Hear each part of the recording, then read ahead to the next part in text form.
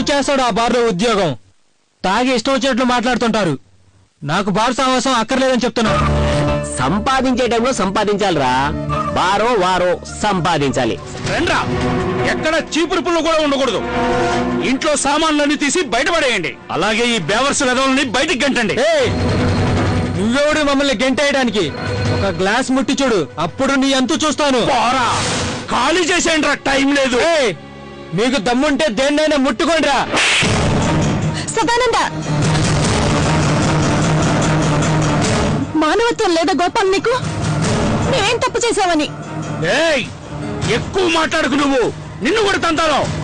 గోపాలు, నా భార్యనే తంతానంటావా రాస్కెల్?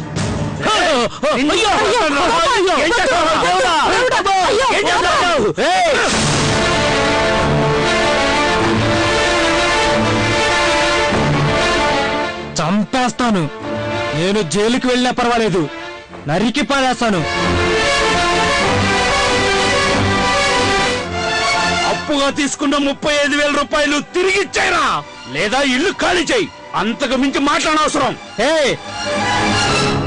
ఉన్నట్టుండి 35,000 ఇమ్మంటే ఎక్కడి నుండి తేను? టైం పడుతుంది. పత్రాల మీద అలా రాయలేదు, టైం ఇచ్చేదే లేదు. డబ్బైనా ఇవ్వాలి, లేదా ఇల్లు ఖాళీ చేయాలి. చూస్తారంటే ఖాళీ చేయండి. నా మాట విను గోపాలు, వద్దు గోపాలు, ప్లీజ్ నా మాట విను గోపాలు.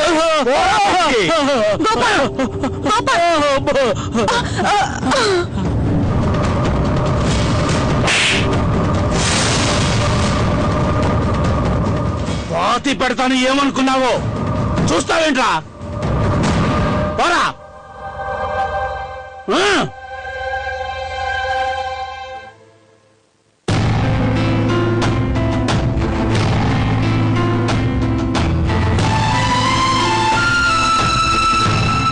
అన్నయ్య,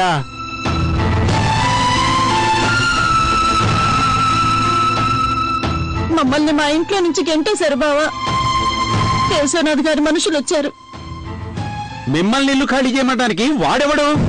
వాడి బాబుదా ఇల్లు? ఆ ఇల్లు మనది, మా నాన్నగారి ఆస్తి. వాళ్ళ దగ్గర అప్పు తీసుకున్నాం. నిశ్చితార్థం రోజున మీ తరపున నిలబడి కేశవనాథ్ గారికి విరుద్ధంగా మాట్లాడాడు కదా మా నాన్న. ఇప్పుడు తీసుకున్న అప్పు కట్టమని మమ్మల్ని ఇంట్లో నుంచి బయటికి గెంటేశారు. ముందు బాకీ తీర్చి ఆ తర్వాత ఇంట్లోకి వెళ్ళమన్నారు. నువ్వే మమ్మల్ని ఆదుకోవాలన్నయ్య. అందరూ నిలబడి చూశారు. కష్టపడు, సంపాదించు అన్నాను. కష్టపడి 4 రాళ్లు మిగుల్చుకుని ఉంటే ఇలాంటి స్థితి నీకు వచ్చి ఉండేది కాదు కదా. అసలు నా మాట వింటేగా నువ్వు. ఇప్పుడు మీరందరూ ఎక్కడుంటారు?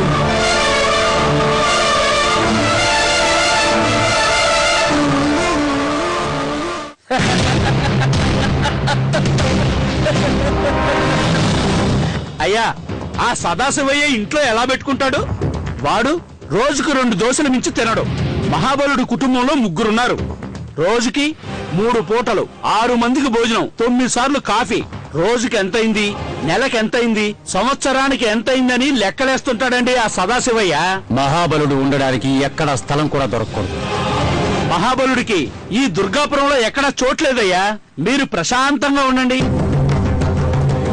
నీ భార్య బిడ్డలు బజారును పడేటప్పుడు ఆశ్రయించింది నేను జైలుకు పోకుండా ఉండుంటే నా భార్య పిల్లల్ని మీ ఇంటి గడప కూడా తొక్కనిచ్చేవాడిని కాను. జైల్లో ఉంటే మీరు ఆ పని చేయవలసింది బావా. ఇదంతా జరిగింది మీ వల్లే. అప్పటికే నిశ్చితార్థం ఆగిపోయింది. ఆ తర్వాత వీడొచ్చి వాగాడు. నేను చెప్పానా కేశవనాథ్ ఎదిరించి వాడి ఇష్టం వచ్చినట్టు మాట్లాడమని? మీరేంటండి మానవత్వాన్ని పక్కన పెట్టి ప్రవర్తిస్తున్నారు? పంచాయతీ రోజు మీ తమ్ముడు ఇలాగే చేసుంటే మేమెక్కడుండేవాళ్ళం? చూడు పార్వతి, అనవసరంగా పాత సంగతులు ఎత్తకు. ఈ మంగళ పద్ధతే నాకు నచ్చదు. కావాలంటే తండ్రి కొడుకులు నా దగ్గర ఉండండి. మంగళ సంగతి నాకు అనవసరం.